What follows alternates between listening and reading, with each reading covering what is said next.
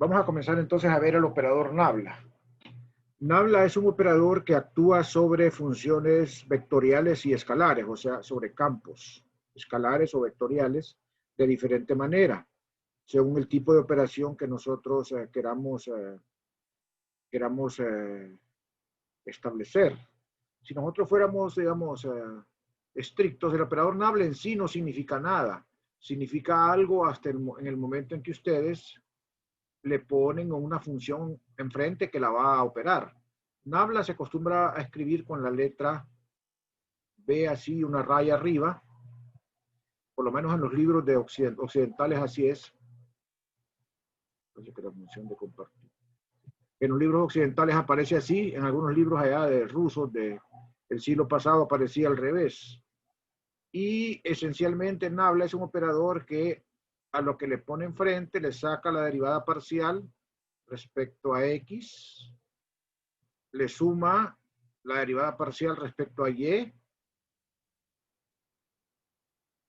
la derivada parcial respecto a z. Eso es lo que se llama el operador Nabla en sí como operador. Pero como les digo, el operador no tiene ningún sentido hasta que no le ponen enfrente qué es el sujeto que va, sobre el que va a operar y en qué lo va a transformar. Entonces, en el caso de la primera operación que vamos a ver acá es la operación divergencia. La operación divergencia de un vector. O sea, la divergencia es una operación en el cual Nabla actúa sobre un vector y lo convierte en un escalar. O sea, si lo vemos como en teoría de sistemas, el insumo es un vector y el producto es un escalar, o sea, la salida. Y viene definido de esta manera. Nabla toma la derivada parcial con respecto a X de A, la derivada parcial con respecto a Y de AY y la derivada parcial con respecto de AZ. Miren que aquí ya no hay vectores unitarios. Aquí no hay vectores unitarios. Normalmente se le suele asociar aquí para poner a Nabla como vector, se le suele poner acá un vector unitario y a esta componente un vector unitario J a esta y un vector unitario K, o sea Z, a la derivada con respecto a Z, para que Nabla actúe como un pseudovector, no es un vector propiamente, porque no tiene las características completas de un vector. Matemáticamente tiene ciertas propiedades similares, pero no exactamente. Entonces, cuando ustedes hacen esta divergencia, es como si hicieran un producto punto de Nabla con el vector A, pero estrictamente no es un producto punto. Es similar la estructura. Entonces, lo que le queda es derivada parcial con respecto a X de AX, más derivada parcial con respecto a Y de AY, más derivada parcial de AZ con respecto a Z. Miren que es un escalar el resultado. Ahí no aparece ningún vector unitario. Lo que voy a poner aquí más que todo es una formulita y voy a hacer, igual voy a hacer en los otros operadores. ¿Cómo se escribiría la divergencia en coordenadas cilíndricas en este caso? Rho, teta y phi. Nuevamente, miren, es un escalar. Estas fórmulas ustedes las van a tener a mano para que las apliquen en la tarea o en el examen, si fuera el caso. Y entonces aquí ustedes ven, aquí tienen, por ejemplo, un producto. Miren, esto tienen que derivarlo como un producto, porque Rho ya es una función. Entonces tienen que derivarlo como un producto cuando les toque derivar. Eso sería en coordenadas cilíndricas. Y en coordenadas esféricas es un poquito más complicado, ¿verdad? Aquí tienen ustedes cuál sería la divergencia del vector en coordenadas cilíndricas, esféricas, perdón. Aquí tienen una función r cuadrado sobre por AR como un producto. Miren, entonces cuando deriven, ustedes tienen que tomarlo como producto. Y aquí tienen una derivada parcial con respecto a teta de un producto también. Entonces, esa es la diferencia. Aquí hay algunos ejemplos que solamente me voy a detener en ellos para mostrarles algunas cosas, porque son muy operativos, muy sencillos. Entonces me dicen que calcule la divergencia de los campos vectoriales siguientes. Miren que ahí tenemos el vector P que está dado en cartesianas, el vector Q que está dado en coordenadas cilíndricas y el vector T que está dado en coordenadas esféricas. Entonces, si vamos a calcular la divergencia de P, entonces ahí está dada en la fórmula en coordenadas cartesianas, y entonces son simples derivadas parciales, ¿verdad? Acuérdense que la derivada parcial lo que hace es que deriva sobre la variable que se está mencionando y las demás las ve como si fueran constantes. Entonces ahí la derivada parcial con respecto a x de x al cuadrado y z es simplemente 2x por yz, que actúa como constante. La componente y de p es 0, entonces el término no suma, y la derivada parcial con respecto a z de xz es simplemente x, porque ve a z como constante.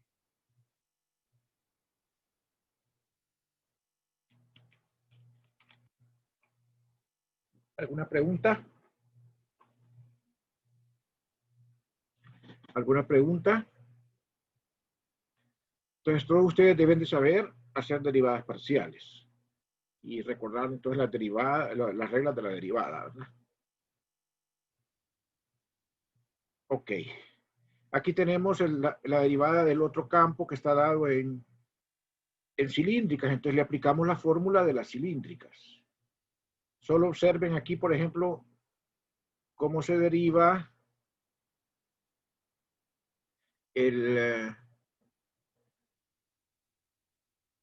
cómo se deriva estoy admitiendo a las personas que están en sala de espera. ¿Cómo se deriva este producto que está acá, ρ por Q? Entonces, lo que ocurre es que acá QP ya se conoce, QP es ρ cuadrado seno de phi, lo sustituimos. QFi es ρ cuadrado z y QZ es z coseno phi. Entonces aquí lo derivamos como que si fuera un producto. Entonces aquí tenemos la derivada de ρ cuadrado es 2ρ por seno de phi, más ρ cuadrado por la derivada con respecto a ρ de seno de phi, que es 0, más 1 sobre ρ, aquí la derivada con respecto a phi de ρ cuadrado z es 0. Entonces ahí no va nada. Y la derivada parcial con respecto a z de z coseno phi es simplemente coseno phi. Entonces da nada más 2 seno phi coseno phi esa divergencia.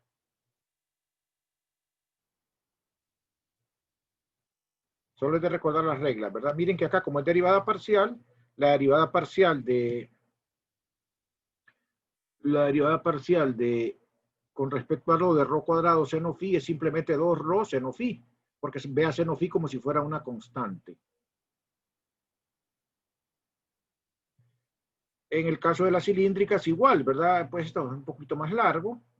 Aquí tenemos la componente R, aquí tenemos la componente teta y aquí tenemos la componente phi en la derivada. Y entonces vamos a derivar aquí la componente aquí llevaba un coseno de teta sobre R cuadrado, por eso se cancela, ¿verdad? Antes de ponerla aquí, vamos a verla. El campo.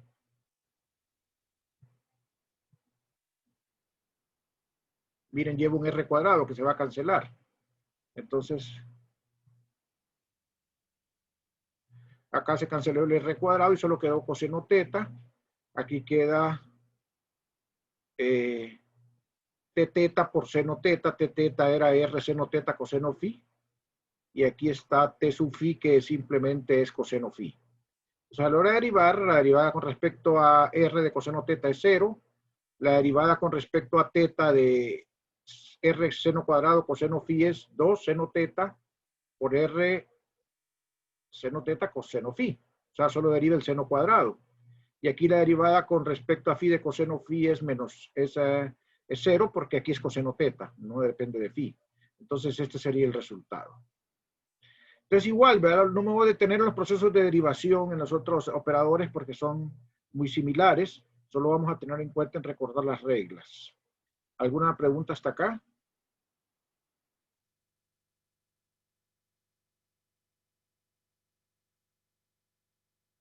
Bien.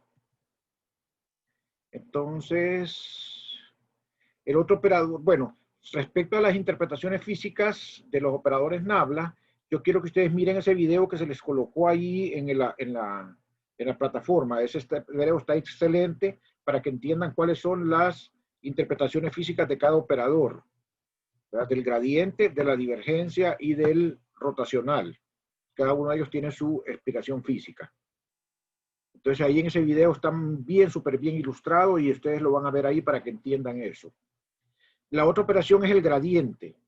A diferencia de la divergencia, el gradiente tiene como insumo, o sea, como entrada, una función escalar, b, y tiene como salida un vector, como producto, un vector. O sea, que es al revés de la divergencia, ¿verdad? La divergencia Nabla opera sobre vectores y da como resultado escalares.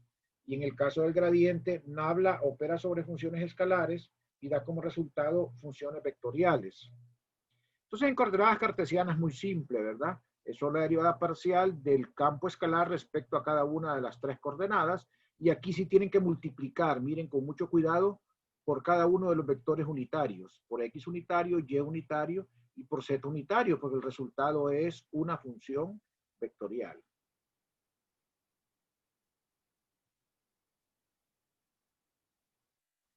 Entonces acá, en cilíndricas, entonces también existe su propia forma, su propia expresión. Nuevamente recalco por una vez más, no deben de memorizar esto. Esto es inmemorizable, ¿verdad? Es decir, tal vez de usarlo después de un montón de veces uno se le va quedando, pero es bien difícil que de la noche a la mañana se memorice estas cosas y no tienen ningún sentido, ni intelectual ni práctico, de ninguna forma. Entonces, el gradiente en coordenadas cilíndricas viene dada con esta expresión, ¿verdad? Aquí tenemos la parcial respecto a ρ, la parcial respecto a phi, la parcial respecto a z, y aquí va multiplicado por un 1 sobre ρ, ¿verdad? Que es la única diferencia. Miren que aquí va solo las componentes. En esférica siempre las expresiones son un poco más delicadas, ¿verdad? Pero esta sería en el caso de coordenadas esféricas, ¿verdad? Siempre aquí va la derivada con respecto a r, con respecto a θ y con respecto a phi, y no se les olvide multiplicar en todos los casos por los vectores unitarios, ¿verdad? En cada dirección. Entonces vamos a ver este ejemplo. Ahí tenemos tres funciones escalares, P, U y W. Pueden ver ustedes que B está en coordenadas cartesianas, U está en coordenadas cilíndricas y W en coordenadas esféricas. Entonces solamente se trata de que ustedes sepan distinguir cuál fórmula van a ocupar. Entonces, en la divergencia de B, acuérdense que B es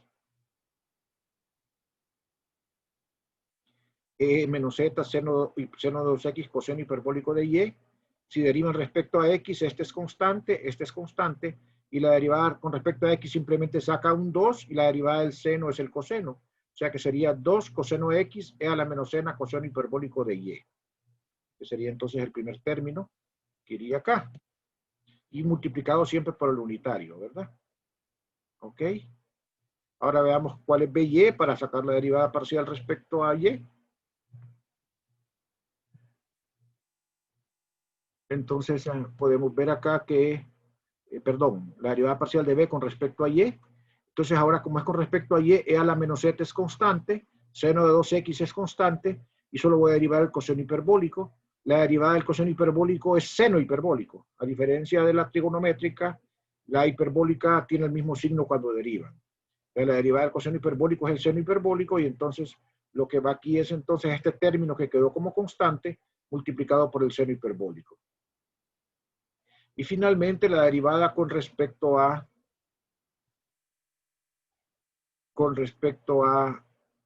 z. Entonces ahora son constantes seno de 2x, coseno hiperbólico de y, y solamente va a derivar e a la menos z. La derivada de e a la u es e a la u por du de x. En este caso es entonces e a la menos z, su derivada con respecto a z es menos 1 por e a la menos z. Entonces solo queda menos e a la menos z multiplicado por estos dos términos que quedaron como constantes. Muy simple, ¿verdad? No, realmente no voy a ahondar más. pueden ver ustedes que en el caso del, solamente voy a mostrar el cilíndrico porque los aburriría realmente de estar haciendo todos estos pasos porque simplemente son reglas de derivación. Ahora aquí tenemos, veamos cómo derivamos esto respecto a ρ. La derivada con respecto a ρ de esto es 2ρ y esto es constante. No hay ningún producto aquí, es constante. Entonces sería 2ρ z coseno de 2phi, que debe dar el primer término.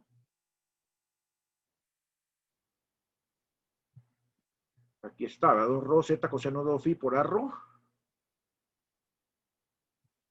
Ahora la derivada respecto a phi. Entonces lo que tengo que derivar es el coseno de 2phi, cuya derivada es menos. Aquí sí aparece un menos, porque es un coseno circular.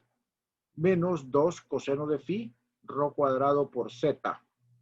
Entonces eso es lo que va acá. Miren el signo menos que aparece aquí. ¿Verdad? Disculpe, licenciado, Dígame. es que están pidiendo en el grupo si los puede dejar entrar la sesión. Gracias por avisarme, es que yo no, como estoy Bueno, concentrado aquí en la clase, me cuesta un poquito verla. Siempre avísenme, por favor, les agradezco. Es que yo estoy concentrado aquí, entonces me cuesta un poquito.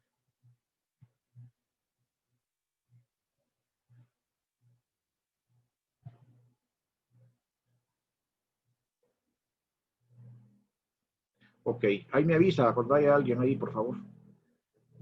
Entonces, bueno, estábamos aquí con ya la derivada correcta, ¿verdad? Y ahora solamente me falta derivar respecto a z a u.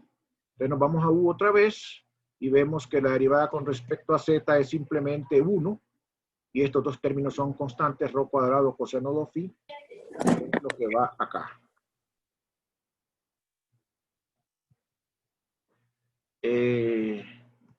Entonces aquí es el término que va aquí. Con la otra es igual, solo que estoy derivando coordenadas esféricas, pero en esencia el procedimiento es el mismo, ¿verdad? Entonces no me voy a detener porque sería aburrirlo, sería estar repasando derivadas y esas cuestiones ustedes ya las saben. Una cuestión importante, que sí es importante, es el siguiente. Bueno, vale la pena que mencione un poquito yo aquí cuál es la interpretación física del gradiente. Lo van a ver en el video, pero resulta que si ustedes tienen aquí una superficie, digamos una superficie que la define una función f1, y tienen una superficie acá f2, entonces el gradiente resulta que es un vector que va siempre apuntando en la dirección en que ahí ocurre el máximo cambio de la función, en la dirección en que va el máximo cambio de la función. Y resulta que esa dirección va a ocurrir siempre perpendicular a la superficie de la cual estamos, en el cual está en el punto en el cual lo estamos calculando. Entonces, desde ese punto de vista yo puedo calcular un vector unitario siempre a una superficie dada, calculando el gradiente y dividiendo entre su magnitud. Entonces, eso es lo que nos permite a nosotros el gradiente, calcular el vector unitario a una superficie dada en un punto. Entonces, ustedes tienen que la superficie está definida por la función f, y entonces si sacan el gradiente y lo dividen entre la magnitud, obtienen el valor del vector unitario en cada punto. Puede ser una función, y si lo quieren en un punto en particular, entonces sacan el gradiente y lo evalúan en ese punto, ¿verdad? Entonces así obtienen vectores unitarios si tienen una superficie. Entonces es útil el gradiente para eso. Por ejemplo, si tenemos que el gradiente de f sea, por ejemplo, esa función que está ahí, y tenemos el elipsoide x al cuadrado más y cuadrado más 2z cuadrado menos 10, el gradiente de f es justamente esta función que está aquí. Entonces, si yo divido el gradiente de f, es esto, y lo calculo en el punto 221, me da este valor que está acá, y el vector unitario normal entonces va a ser el gradiente dividido entre la magnitud del gradiente. Entonces sacan la magnitud del gradiente, ¿verdad? Acá, que en este caso sería 4 más, o sea, que sería ya calculada, ¿verdad? Sería 4 más 4 más 4. Sería entonces 4 al cuadrado más 4 al cuadrado más 4 al cuadrado. Sería la magnitud del gradiente. Colocan aquí el 4, lo factorizan. Lo que ocurre es que aquí pueden sacar un 4 de factor común porque es 4 al cuadrado más 4 al cuadrado más 4 al cuadrado. Sería 4 al cuadrado por 3. Entonces queda raíz de 3 y el 4 al cuadrado sale de la raíz y cancela cada uno de los términos acá. Y este sería el vector unitario, entonces, calculado de sacar la magnitud de este gradiente que está acá en ese punto, este que está aquí, colocarla acá. Esto les iba a dar originalmente 4 raíz de 3. Y como iban a tener aquí un 4 multiplicado en cada término, 4, 4 y 4, ese 4 de factor común se va a cancelar arriba y abajo y les va a quedar simplemente entonces el término raíz de 3 abajo y arriba les queda los unos que están ahí. Bueno, la otra operación es el operador rotacional. El operador rotacional viene definido en términos de un determinante. Así como el producto cruz, ¿se acuerdan? Es similar, solo que ahora yo no puedo cambiar las filas ni las columnas y poner un signo menos. Siempre tengo que poner en la primera fila los 3 vectores unitarios. En la segunda fila las derivadas parciales en ese orden. Y en la tercera fila las componentes de cada vector en ese orden. Entonces, si ustedes calculan ese determinante, van a obtener esta regla que está acá para el rotacional del campo A. Entonces miren que el rotacional, al igual que el gradiente, da como resultado un vector. La diferencia es que la entrada, o sea, el insumo, ahora es un vector y la salida también es un vector. Entonces es el único operación que es cerrada, que actúa sobre vectores y da como resultado vectores, porque la divergencia no es cerrada, actúa sobre vectores y da como resultado escalares. Y el gradiente no es cerrado porque actúa sobre escalares y da como resultado vectores. Entonces el producto cruz sí lo es. Y luego las fórmulas en coordenadas cilíndricas y las fórmulas en coordenadas cartesianas. Nuevamente los ejemplos se restringen a saber las reglas de derivación, ¿verdad? Entonces aquí hay un ejemplo. Veamos este que es el rotacional de P. Miren que en este caso AX es esto y AZ es esto, AY es 0. Entonces, cuando tomo la derivada parcial de PZ con respecto a Y, voy a ver PZ que es como la derivada parcial respecto a C, como AY es 0, entonces ese término es 0. Luego la derivada parcial de PY respecto a Z, como, no, aquí era PZ respecto a Y. Vamos a ver PZ respecto a Y, PZ respecto a Y. PZ no depende de Y, entonces es 0. Y el otro término es 0 porque es la derivada parcial de PY respecto a Z. Y PY es 0, como pueden ver acá, ¿verdad? PY es 0. Entonces el primer término es 0. Y aquí va el X unitario por 0. Ahora aquí viene la parcial de PX con respecto a Z. La parcial de PX con respecto a Z es, entonces, es 1 la derivada parcial respecto a Z y solamente queda X al cuadrado, Y al cuadrado acá. Entonces aquí queda X al cuadrado, Y al cuadrado y aquí va la parcial de PZ respecto a X. Veamos a ver cuánto es PZ. PZ es XZ, respecto a X es 1 la derivada y solamente queda la Z acá como constante, que es el término que va acá. Y entonces aquí va finalmente la parcial de PY respecto a X, ese término es 0 porque PY es 0. Y la parcial de P, aquí tiene que ir entonces PX, aquí falta Hay un error en el libro, es PX.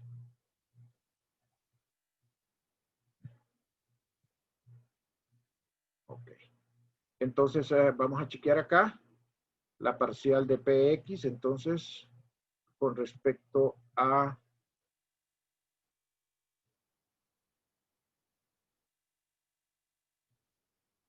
la parcial de PX con respecto a Y es X al cuadrado Z, y la parcial de PY con respecto a X es 0 porque PY es 0.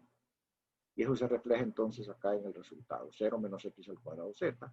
Entonces este es el campo vectorial que nos queda finalmente.